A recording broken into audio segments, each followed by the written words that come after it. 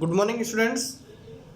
Apex college Makrana की online classes में आप सभी छात्र छात्राओं का हार्दिक स्वागत है, अभिनंदन है।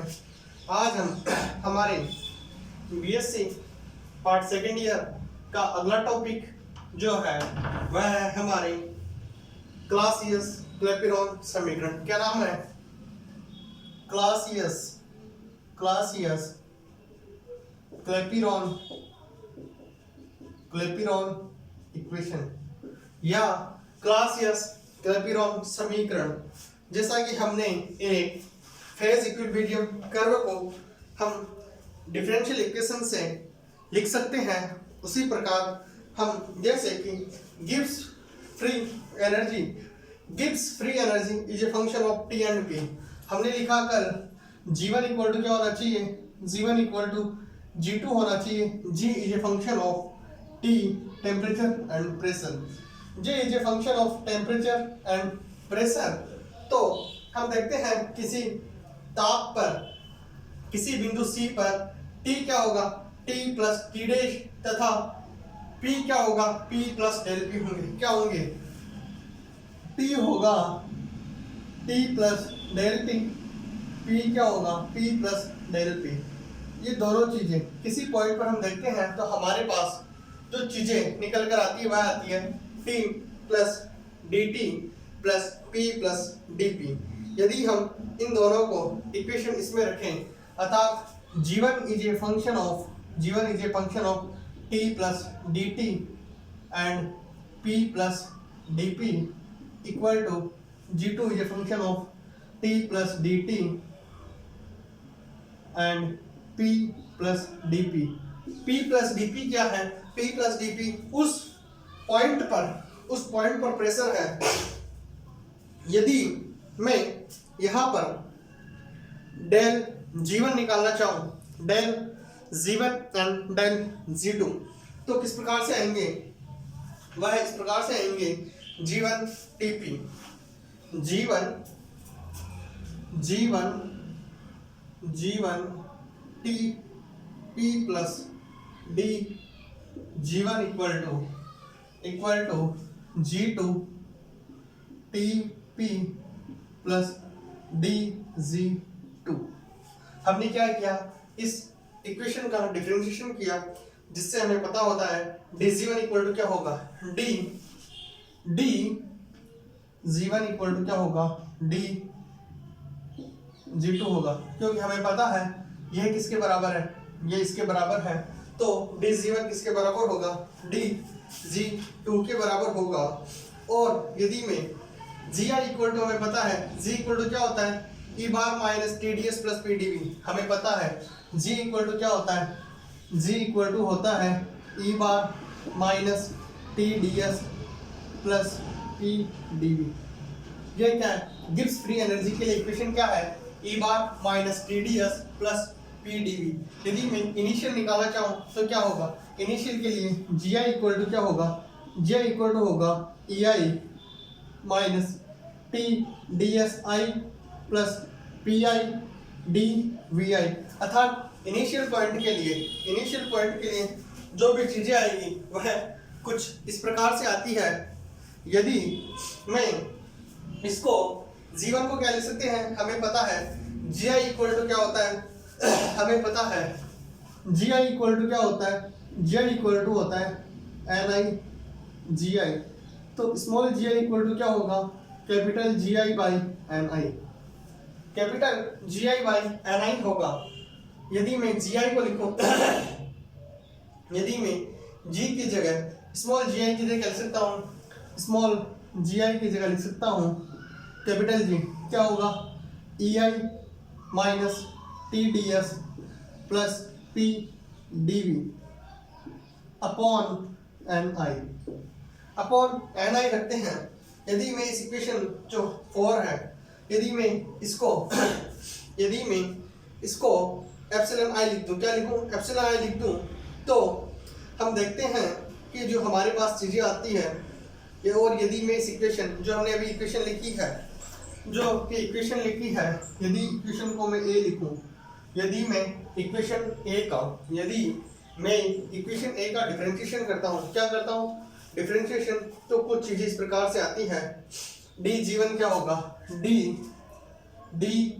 जी वन किसके बराबर होगा, यह होगा D of T I minus T D S minus S I D T minus T D S minus S I D T U into V से इन दोनों का करेंगे प्लस क्या होगा P D V plus V D P क्या होगा plus P D V plus V D P क्या होगा P one D V plus V D of P आई।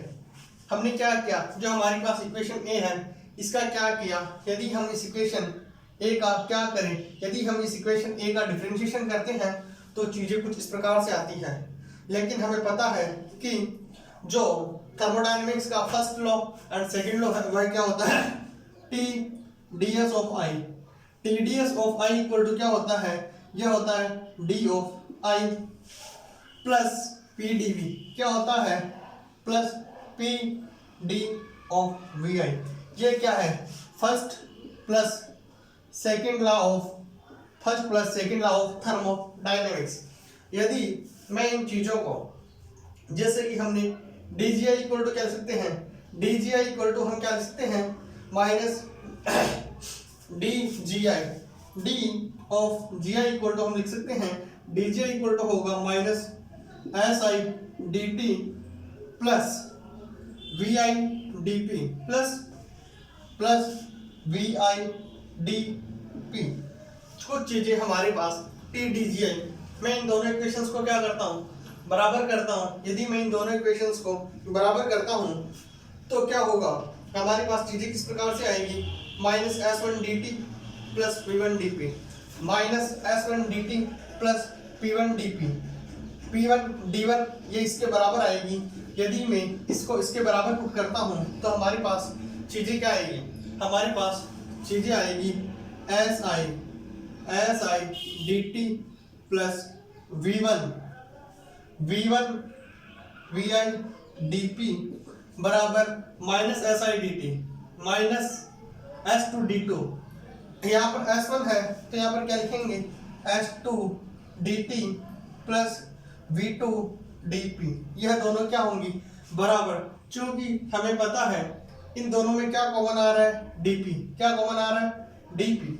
यदि मैं दोनों को मैं डीपी कॉमन लेता हूँ उधर क्या कॉमन यदि दोनों में V2 dp, यहाँ पर क्या V1 dp, मैं dp कॉमन ले लूँ तो इधर क्या बचेगा, इधर बचेगा V1 माइनस V2, क्या V1 माइनस V2, उधर dt कॉमन ले लो, उधर dt कॉमन ले लो तो इधर क्या बचा S2 माइनस S1। यदि मैं Vp कॉमन लिया तो क्या बचा, यदि मैंने dp कॉमन लिया, कौन सा dp कॉमन लिया तो बचा V1 माइनस V2 और जो dt कॉमन लिया तो बचा S1 माइनस S2। यहाँ पर ये माइनस साइन है तो ये क्या हो जाएगा V2 माइनस V1। यदि मैं dp बाई dt निकालना चाहूँ, यदि dp बाई dt की वैल्यू क्या होगी dp by dt S2 minus S1 upon V2 minus V1, S2 minus S1 upon V2 minus S2 minus S1 upon V1 minus V2 upon क्या होगा V1 minus V2 होगा। ये सही था पहले, ये क्या था S2 by S1 upon V1 minus V2। हमने क्या किया, एक गिब्स फ्री एनर्जी है वह किसका फंक्शन है T एंड P का। उसके बाद में हमने क्या किया, उसको T plus dt plus P plus dp के लिए हमने क्या किया लिखा। हमें पता है कि इक्विलिब्रियम पे G1 इक्वल टू क्या होगा G2 होगा। फिर हमने क्या किया, इन दोनों में dG1 क्या लिखा, क्योंकि G1 इक्वल टू क्या था G2 था, इसका डिफरेंशिएशन किया तो ये इससे कट गया। उसके बाद में हमें पता है G इक्वल टू क्या होता है E minus TDS plus PdV, E minus TDS plus PdV।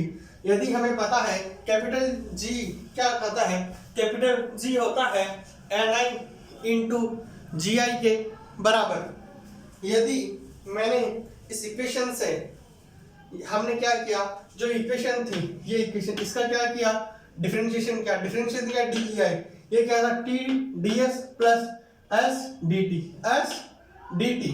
इसी प्रकार P D V plus V D P, दोनों इक्वेशन को बराबर किया D P by D T. D P by D T की वैल्यू क्या आई, D T by D T की वैल्यू आई S two minus S one upon T one minus T two, T one minus T two. अर्थात जो हमारे पास T1 dP by dt आई वह क्या है, यह वह है अर्थात पदार्थ द्वारा ऊष्मा का या तो अवशोषण होगा या क्या होगा उत्सर्जन, पदार्थ द्वारा या तो ऊष्मा का अवशोषण होगा या क्या होगा उत्सर्जन।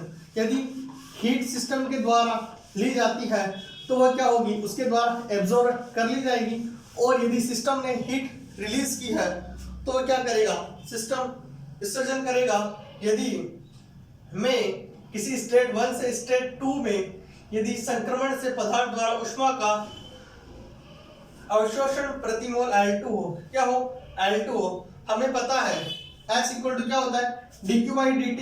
यदि मैं लिखूं N S2 minus S1, N S2 minus S1 equal to क्या होगा D dQ by dt, dQ by dt, dQ कहां से कहां तक, S 1 से 2, 2 से 1 तक है तो ये क्या होगा 1 से 2 तक, क्या 1 से 2 तक L12 बाई T। L12 क्या है, L12 है ऊष्मा का अवशोषण प्रति मोल, L2 क्या है ऊष्मा का अवशोषण प्रति मोल। हमें पता है S इक्वल टू क्या होता है dQ बाई dt, कहां से कहां तक 1 से 2 तक, L12 बाई T। ठीक है, यदि मैं dP बाई dt लिखूं, dP बाई dt की वैल्यू क्या है S2 minus S1 upon V1 minus V2। यदि मैं dP बाई dt की वैल्यू निकालना चाहूं तो वह क्या आएगी L12 upon NT into V2 minus V1, जो किसके बराबर आएगा, यह आएगी L12 अपॉन, यह आएगी L12 upon NT into del V के बराबर। इधर देखो हमने क्या किया, dP बाई dt क्या होता है S2 माइनस S1, तो S2 माइनस S1 किसके बराबर आएगा, S2 माइनस S1 आएगा dQ बाई, ये इसके बराबर आएगा L12 by T, L12 by T into N। ठीक है, अर्थात जो हमारे पास आई L12 बाई T dV, जहां डेल V क्या है, डेल V है N इंटू डेल्टा V, ये डेल्टा V क्या है, ये है N into V2 minus V1। ठीक है, अब हम आगे चीजें देखते हैं कि जो हमारे पास इक्वेशन ये आई है कौन सी, हमारे पास जो इक्वेशन आई है ये है कौन सी इक्वेशन है, हमारे पास N T2 minus T1 equal to Q12 by T2। इसी को कहते हैं क्लासियस क्लैपेरॉन इक्वेशन, इसी को क्या कहते हैं क्लासियस क्लैपेरॉन इक्वेशन। हम इसके एप्लीकेशन अर्थात जो इसके इफेक्ट है वह नेक्स्ट क्लास में कंटिन्यू करेंगे। तब तक मैं आप सभी छात्र छात्राओं का एपेक्स कॉलेज मकराना परिवार की तरफ से बहुत बहुत आभार ज्ञापित करता हूँ। And again thank you so much.